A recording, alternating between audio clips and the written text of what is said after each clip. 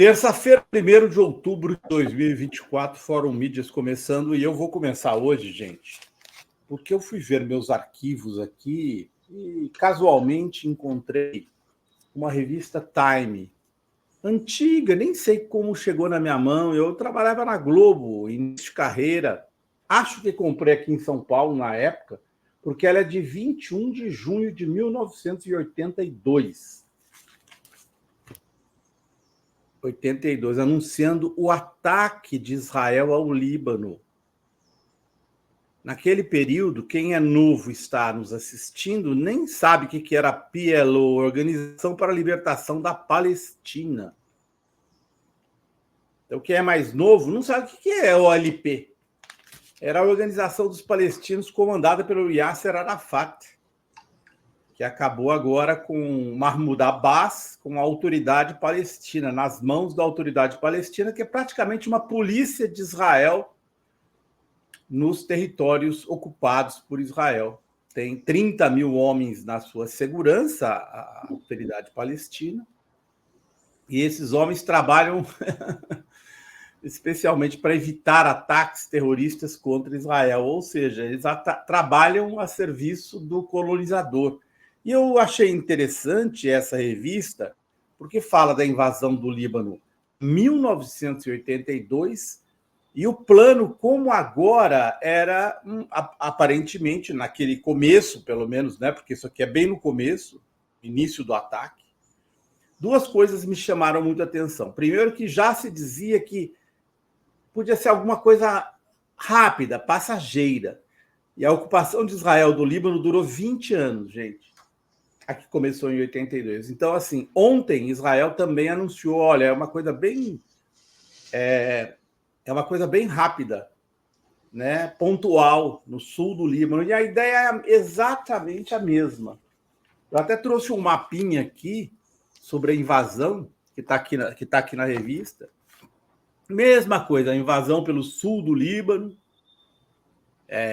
Naquele período, a Síria tinha uma grande força militar. Aí Israel destruiu posições da Síria no Vale do Rio Bekaa, destruiu o que a OLP tinha no sul do Líbano, que é o que equivale ao que é o Hezbollah. E aí, tantos anos se passaram, 40 anos se passaram, né?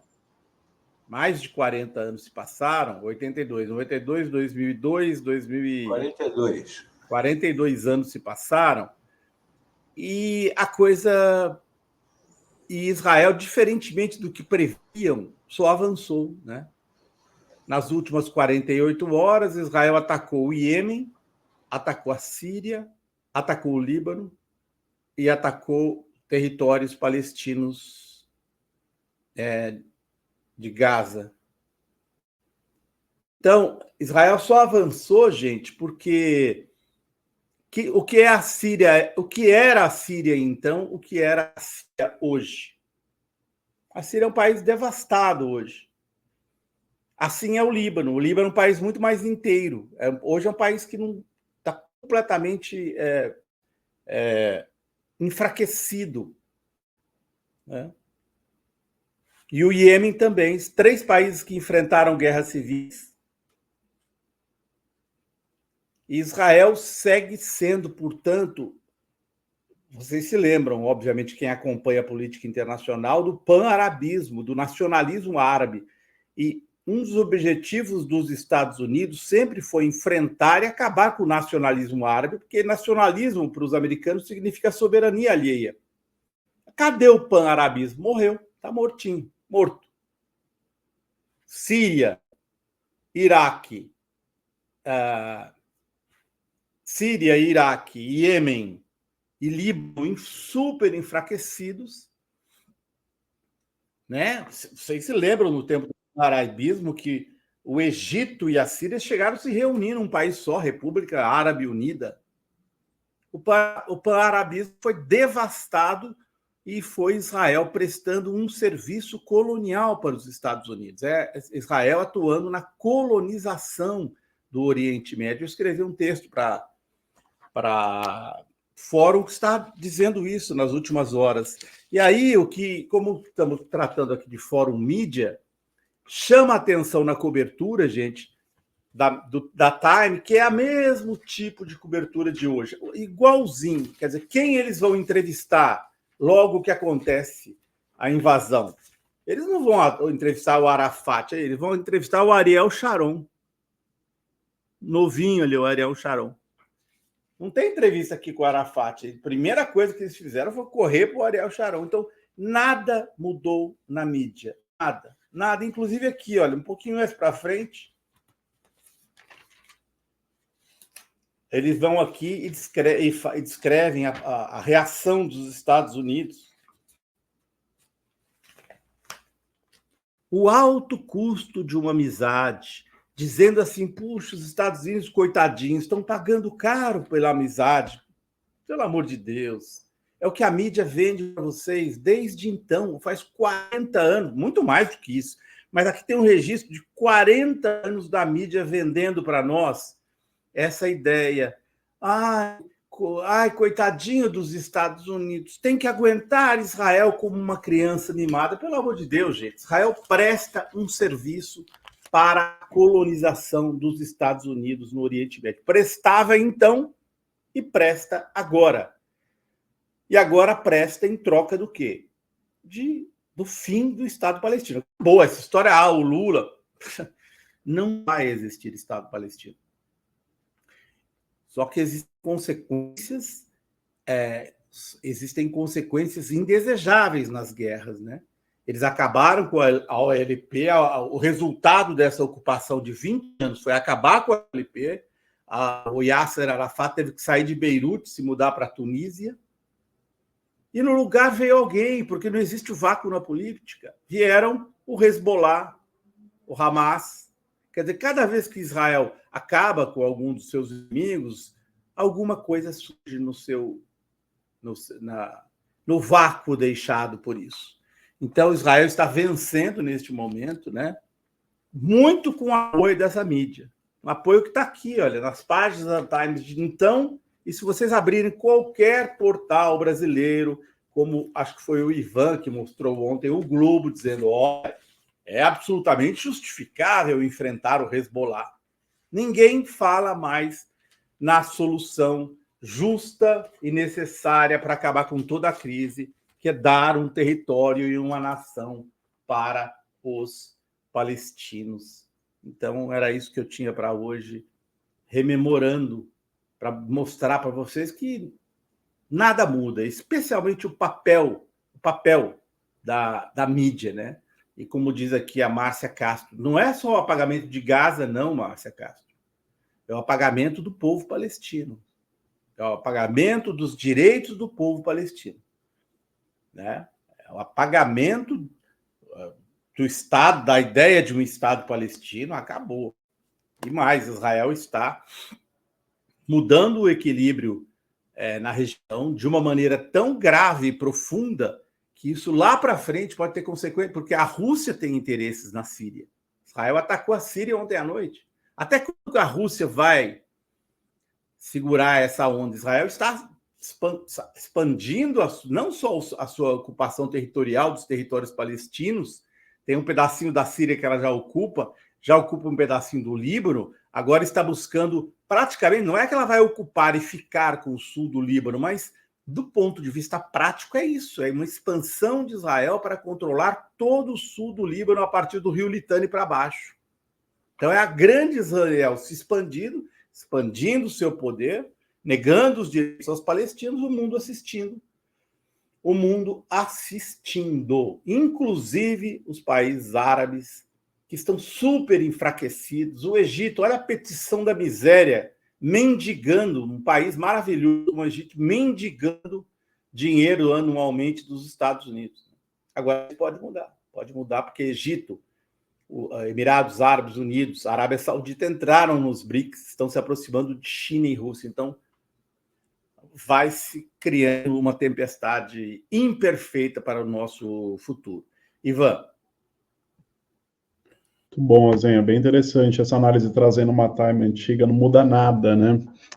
Pois é, vamos lá. Hoje eu trouxe outro assunto, eu vou ser bem rápido aqui, porque é só uma continuidade de um assunto que a gente vem comentando bastante em outros programas, né? Que é a história ainda, esse embate judicial entre o Elon Musk e o judiciário brasileiro, né? O X ainda não voltou no Brasil, apesar do Elon Musk ter cumprido algumas determinações judiciais, entre elas a de indicar um representante legal no Brasil, né? Essa era a principal exigência do ministro Alexandre de Moraes, afinal o X passou a ser investigado por supostamente atrapalhar investigações, por não cumprir ordens de suspender ou banir perfis de investigados que estariam usando a plataforma para incorrer nos mesmos crimes ou mesmo atrapalhar as próprias investigações. E aí, então, precisaria de um representante legal que respondesse, né, por esses processos, por essas investigações que pesam contra a empresa, contra a rede social. Então, essa exigência foi atendida.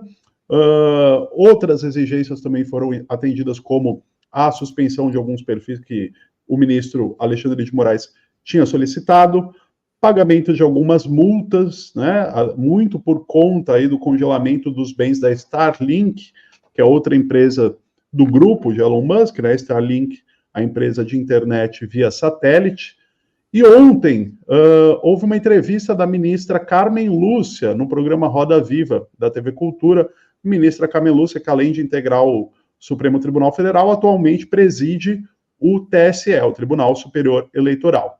E a ministra Carmen Lúcia foi mais uma integrante do STF a sair em defesa das decisões do Alexandre de Moraes e dar recados aí para o Elon Musk. A gente já vê uma concordância muito evidente entre os ministros com relação às decisões que foram tomadas. A gente já vê uma avaliação de endosso de juristas, de especialistas, com relação a essas decisões do Alexandre de Moraes, e vem ficando cada vez mais claro que Elon Musk aqui no Brasil está perdendo essa batalha. Tanto é que ele começa a ceder, né? Começa a ceder e cumprir ordens judiciais. Faltam algumas coisas aí para o ministro Alexandre de Moraes restabelecer o acesso ao X no Brasil. É provável que isso aconteça em breve, mas por enquanto segue suspenso. Enquanto isso, outros ministros da corte vêm endossando essas decisões, mandando recado ao Elon Musk. Uma delas foi a ministra Carmen Lúcia, justamente nessa entrevista ontem ao programa Roda Viva, né? Ela fez uma fala muito contundente em defesa da soberania brasileira e mandou esse recado direto para o Elon Musk, né? Vejam essa fala da ministra Carmen Lúcia. Abre aspas. Num Estado soberano, todos nós cidadãos e todos aqueles que atuam aqui têm que cumprir a lei do país.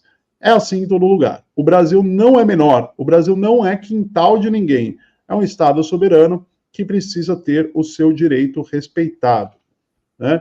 E ela prosseguiu falando, ali, essa parte eu achei bem curiosa, um tanto quanto engraçada, que nada mais que a verdade, né? Claro, tem muita gente que quer usar o X, quer usar o antigo Twitter, mas o fato é que muita gente apoiou a decisão do ministro Alexandre de Moraes no Brasil, e uma massa de pessoas migrou para o Blue Sky, ou para outras redes sociais. E está muito bem. Tem muita gente falando, não precisa mais do X de volta, porque eu abri aquilo lá, eu via conteúdo que eu não queria ver, eu via discurso de extrema-direita, eu via fake news, e eu estou muito bem, obrigado, sem o X. E a Carmen Lúcia vai nessa linha também, né? Vejam essa fala que ela fez. Abre aspas. A vida continua sempre. Ela está se falando justamente sobre, né, a vida após o bloqueio do X. A vida continua. A cidadania sabe se recriar, o povo brasileiro soube se recriar sempre em condições muito mais adversas. Vivemos sem plataformas a vida inteira, e não seria agora que não íamos viver, disse a ministra, né? Falou algo básico que muitas vezes as pessoas se esquecem, né? Ao evocar esse conceito de liberdade de expressão, né? Bolsonaristas tal, tentam vender a ideia de que a liberdade de expressão está concentrada no direito de usar uma rede social, né? E não é verdade. A liberdade de expressão, ela passa também pelo respeito às leis, né, que não permitem, né, o cometimento de crimes, e que crimes esses que aí sim cerceiam liberdades que estão previstas na Constituição, né? E aí a ministra Carmen Lúcia, inclusive, rebate esse conceito distorcido de liberdade de expressão, evocado sempre pelo Elon Musk para atacar o judiciário brasileiro. Veja o que disse a Carmen Lúcia, abre aspas. Liberdade de expressão não pode ser capturada por aqueles que querem exatamente que a expressão seja o que eles querem e acham. O dono do algoritmo não pode ficar imaginando que ele é o único que tem uma expressão livre. A expressão pode ser uma manifestação da sua liberdade ou expressão de crime. Né? Então, achei bem contundente essa fala da ministra Carmen Lúcia, e vem num momento justamente em que o Elon Musk começa a ceder.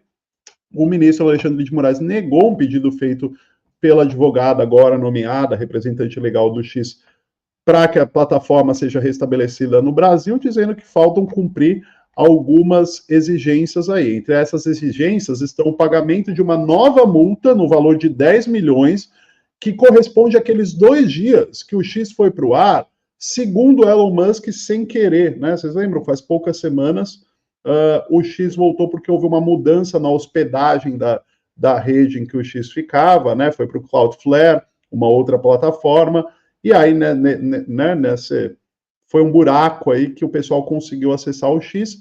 Elon Musk diz que não foi culpa deles, mas Alexandre de Moraes parece não acreditar muito nisso, e ele está exigindo o pagamento de uma nova multa por esses 2 dias em que o X voltou para o ar.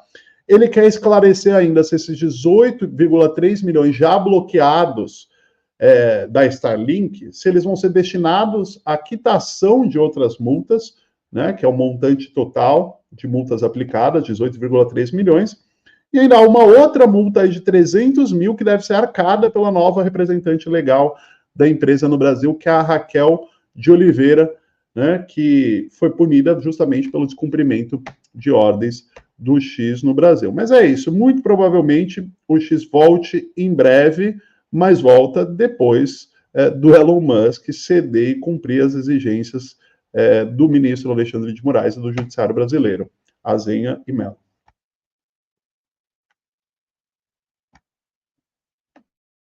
Microfone, Mello, está fechado. Mello está fechado. Seu microfone. Oi. Eu vou falar de uma pessoa que, enfim, voltou à ativa falando ao público, Assange. Hoje foi a primeira manifestação, foi na manhã de hoje. Ele deu uma palestra, foi 20 e tantos minutos, eu consegui baixar o vídeo lá, mas eu destaquei algumas coisas da fala dele hoje, que veio lá da rede do Elon Musk.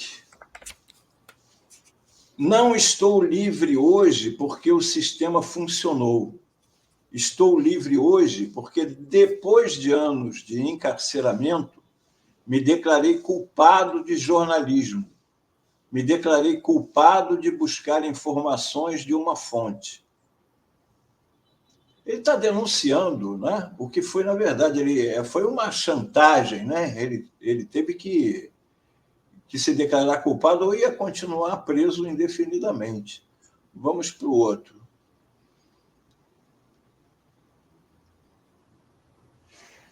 O outro slide. A questão fundamental é simples. Jornalistas não devem ser processados por fazerem seu trabalho. O jornalismo não é um crime, é um pilar de uma sociedade livre e informada.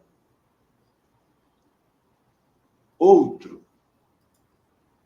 Tentei em meu trabalho ser rigorosamente preciso.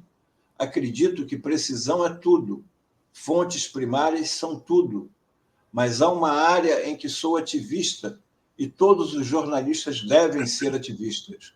Jornalistas devem ser ativistas pela verdade. E agora mais um, que é o último, que é o final da fala dele lá em Estrasburgo. Em 2010, eu estava morando em Paris. Fui para o Reino Unido e nunca mais voltei até hoje. É bom estar de volta. É bom estar entre pessoas que, como dizemos na Austrália, se importam. É bom estar entre amigos.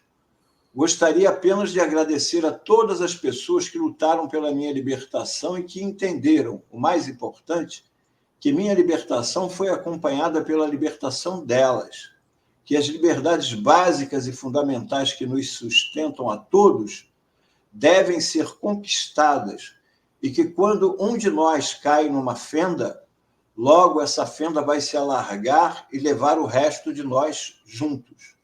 Obrigado pelo seu pensamento, pela sua coragem neste e em outros cenários, e continue lutando. A fala dele foi muito emocionada, ele estava muito emocionado. Ele falou que era muito difícil lidar com os sentimentos depois de ter passado tanto tempo numa solitária, com sentimentos, né, dolorosos e, ao mesmo tempo, também com coisas que aconteceram com companheiros, pessoas que se enforcaram, pessoas que... Não é, com pessoas lá do corredor onde ele esteve, né? E ele comentando sobre isso, que tem que... a liberdade dele ainda não é a liberdade que deveria, porque ele teve que se confessar culpado quando ele não se julga culpado. Ele fez isso porque então ele ia continuar preso. Então, ele continua preso a essa declaração. E a liberdade completa para ele e para o jornalismo é quando essa declaração for barrada, né? E que possa ser feito a defesa do jornalismo. Vamos ver como a nossa mídia que usou as declarações do Wikileaks quando lhes foi conveniente e depois, quando ele virou um proscrito, né? Sumiu da mídia a partir do momento que os Estados Unidos o processaram. Ele sumiu da mídia, ninguém mais falou no Assange, que de vez em quando só que se tinha notícia e não se fazia a denúncia. Inclusive, ele voltou a comentar sobre a tentativa da CIA de matá-lo na embaixada, lá quando ele esteve na embaixada do Equador, e todas essas coisas que não são comentadas, que foram pelas quais ele passou e que ele mostra que não vai deixar barato, que está aí o Assange, e que se queriam que ele saísse de lá e ficasse quietinho no canto dele da Austrália, não conseguiram. É isso. Aí só queria fazer uma observação que não tem nada a ver com o Assange, mas a respeito de ontem, do debate. O Pablo Marçal deu uma enquadrada na imprensa, né, que ficam falando que não tem debate, que no debate não se debatem ideias, e ele falou, vem cá, eu estou aqui, nós estamos aqui, os jornalistas só querem saber de treta. É esse o jornalismo brasileiro, consegue ser ridicularizado até pelo Pablo Marçal. É o fim da picada, deviam ajoelhar no milho.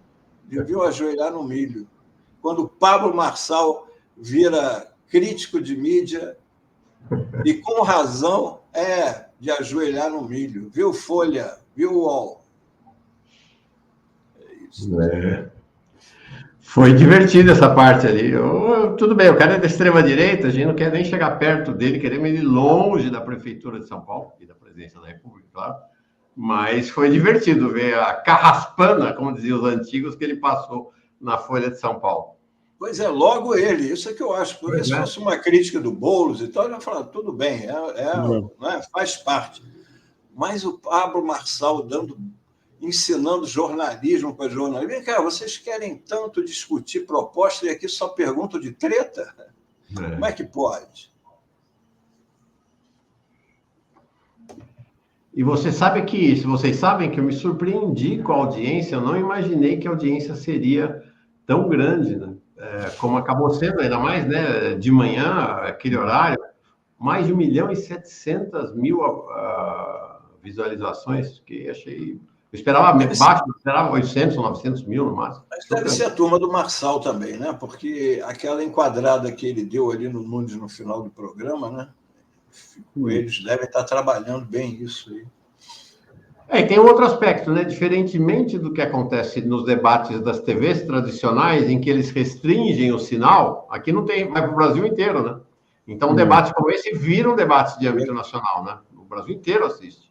E, de alguma forma, essas brigas, né, esse nível que está o debate político em São Paulo se tornaram uma espécie de entretenimento, né, gente? As pessoas querem ver o debate para ver... BBB.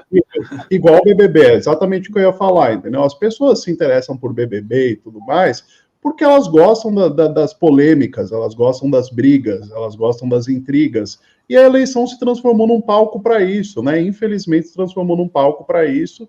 E todo mundo fica esperando o debate de São Paulo. Eu sei que as pessoas querem ouvir propostas, mas eu aposto que a maioria das pessoas que estão assistindo o debate, elas querem ver briga mesmo, viu? Infelizmente. Eu tenho a minha tese, que é assim, óbvio que tem uma diferença grande entre Pablo Marçal e Boulos, em termos de administração, de futuro, mas quem manda no Brasil, de fato, são os bancos. E aí a decisão de quem vai governar, o governo governa pouco, tem pouco poder para governar, entendeu? Então é uma disputa, vamos dizer assim, midiática. O cara quer ver uma cadeirada, porque ele sabe que quando acabar a eleição, independentemente de quem eleger, a vida dele vai mudar pouco. Não muda pouco, não, Azenha. A gente viu com o Bolsonaro. Eles têm uma área econômica que eles mandam, mas no resto da área, você vê o tratamento da saúde, o tratamento da coisa, é uma diferença entre uma prefeitura com o Pablo Marçal e uma prefeitura com o Boulos. Eu acho grande, mas eu acho que a margem... Bem diferente, com certeza. Óbvio que eu acho. Bem diferente. Eu acho que a margem que os governantes têm, tanto é que o Lula é um cara de esquerda e o Mauro Lopes tem demonstrado diariamente aqui como o governo pouco faz para mudar a questão dos juros, entende? É nesse sentido. O poder do mercado financeiro sobre a política cresceu muito. Sim. Muito. Ainda assim, é uma larga margem para um Boulos e um Pablo Marçal, e mesmo o Nunes. Né? E o mesmo Nunes. Uhum. Só uma observação, né? Isto não é um fenômeno brasileiro apenas. Né? Você vai lá nos Estados Unidos, o pessoal quer a mesma coisa. O pessoal gosta de ver o Trump chamando a Câmara de comunista. É o mesmo modelo. Na verdade, inclusive, lá é o modelo, né? Aqui é uma tradução do modelo lá dos States, né? E também, Mauro, isso que eu falei sobre o mercado financeiro serve não só para o Brasil, serve para os Estados Unidos, serve para... Tem a diferença entre democracia, óbvio, tem diferença entre Câmara, mas nas questões essenciais mais importantes, sim, não rola. Isso aí. Senhores, até amanhã, né? Essa semana... Até amanhã. Hoje eu achei interessante até que vocês não escolheram o tema eleição hoje, né? Dá uma pausinha, né, Mauro? Porque de quarta a domingo não vai parar. Né? Valeu, até amanhã, gente. Foi ótimo. Falou. Tchau, tchau.